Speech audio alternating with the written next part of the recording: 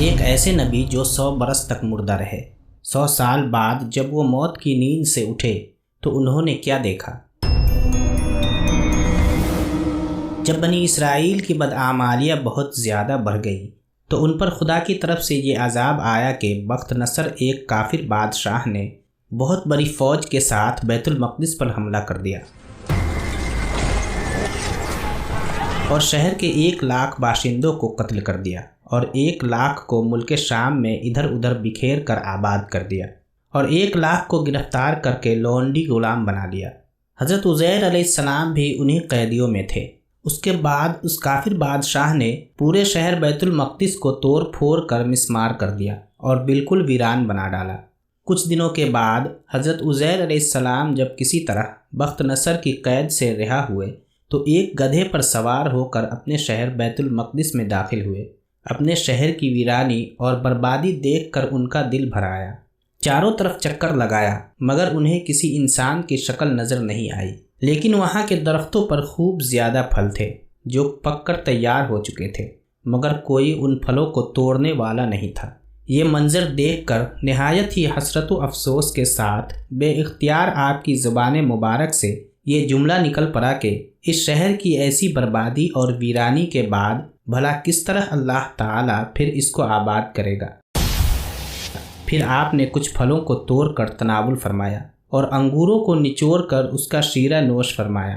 پھر بچے ہوئے پھلوں کو اپنے جھولے میں ڈال لیا اور بچے ہوئے انگور کے شیرہ کو اپنے مشک میں بھر لیا اور اپنے گدھے کو ایک مضبوط رسی سے باندھ دیا اور پھر آپ ایک درخت کے نیچے لیٹ کر سو گئے اور اسی نیند کی حالت میں آپ کی وفات ہو گئی۔ اور اللہ تعالیٰ نے درندوں، پرندوں، چرندوں اور جنوں انسان سب کی آنکھوں سے آپ کو اوجھل کر دیا کہ کوئی آپ کو نہ دیکھ سکا، یہاں تک کہ 70 برس کا زمانہ گزر گیا۔ تو ملک فارس کے بادشاہوں میں سے ایک بادشاہ نے اپنے لشکر کے ساتھ بیت المقدس کے اس ویرانے میں داخل ہوا اور بہت سے لوگوں کو یہاں لا کر بسایا اور شہر کو پھر دوبارہ آباد کر دیا، اور بچے کھچے بنی اسرائیل کو جو اطراف میں بکھرے ہوئے تھے سب کو بلا بلا کر اس شہر میں آباد کر دیا، اور ان لوگوں نے نئی عمارتیں بنا کر اور قسم قسم کے باغات لگا کر اس شہر کو پہلے سے بھی زیادہ خوبصورت اور بارونق بنا دیا۔ جب حضرت عزیر علیہ السلام کو پورے 100 برس وفات کی حالت میں ہو گئے تو اللہ تعالیٰ نے آپ کو زندہ فرمایا، تو آپ نے دیکھا کہ آپ کا گدھا مر چکا ہے اور اس کی ہڈیاں گل سڑ کر ادھر ادھر بکھری پڑی ہیں، مگر تھیلے میں رکھے ہوئے پھل اور مشک میں رکھا ہوا انگور کا شیرہ بالکل خراب نہیں ہوا۔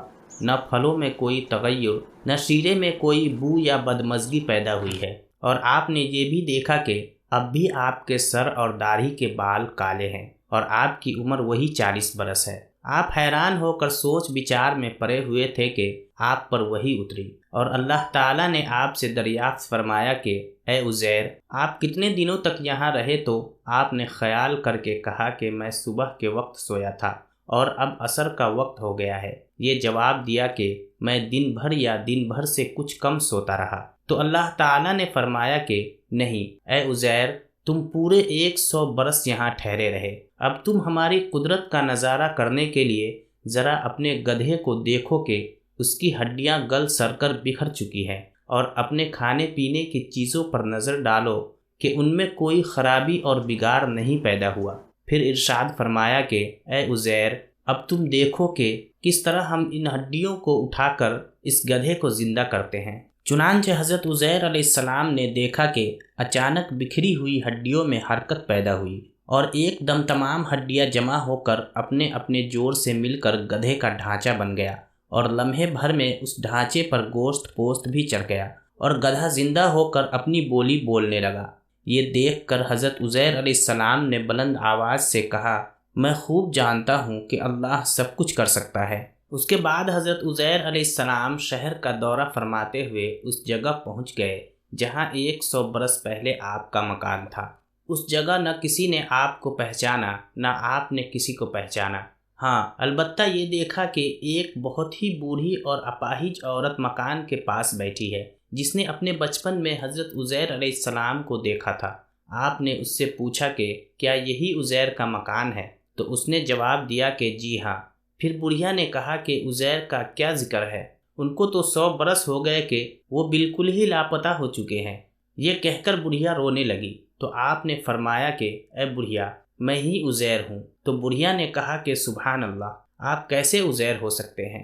آپ نے فرمایا کہ اے بڑھیا، مجھ کو اللہ تعالیٰ نے 100 برس مردہ رکھا، پھر مجھ کو زندہ فرما دیا اور میں اپنے گھر آ گیا ہوں۔ تو بڑھیا نے کہا کہ حضرت عزیر علیہ السلام تو ایسے باکمال تھے کہ ان کی ہر دعا قبول ہوتی تھی۔ اگر آپ واقعی حضرت عزیر علیہ السلام ہیں تو میرے لیے دعا کر دیجئے کہ میری آنکھوں میں روشنی آ جائے اور میرا فالج اچھا ہو جائے۔ حضرت عزیر علیہ السلام نے دعا کر دی تو بڑھیا کی آنکھیں ٹھیک ہو گئیں اور اس کا فالج بھی اچھا ہو گیا۔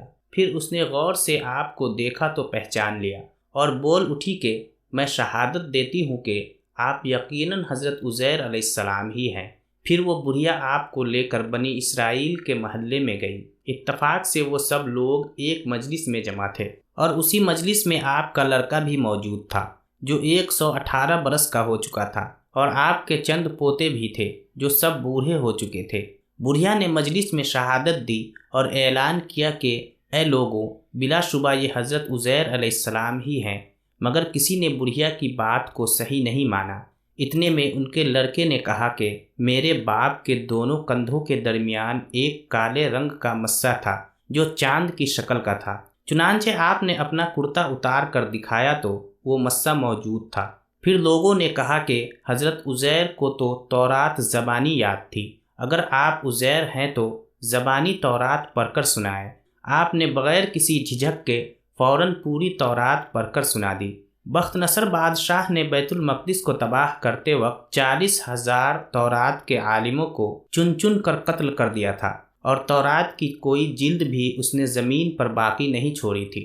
اب یہ سوال پیدا ہوا کہ حضرت عزیر نے تورات صحیح پڑھی ہے یا نہیں؟ تو ایک آدمی نے کہا کہ میں نے اپنے باپ سے سنا ہے کہ جس دن ہم لوگوں کو بخت نصر نے گرفتار کیا تھا، اس دن ایک ویرانے میں ایک انگور کی بیل کی جڑ میں توریت کی ایک جلد دفن کر دی گئی تھی۔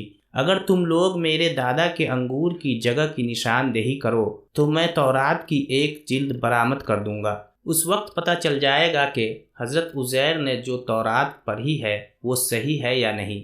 چنانچہ لوگوں نے تلاش کر کے اور زمین کھود کر تورات کی جلد نکالی تو وہ حرف بحرف حضرت عزیر کی زبانی یاد کی ہوئی تورات کے مطابق تھی۔ یہ عجیب و غریب اور حیرت انگیز ماجرا دیکھ کر سب لوگوں نے ایک زبان ہو کر یہ کہنا شروع کر دیا کہ بے شک حضرت عزیر یہی ہیں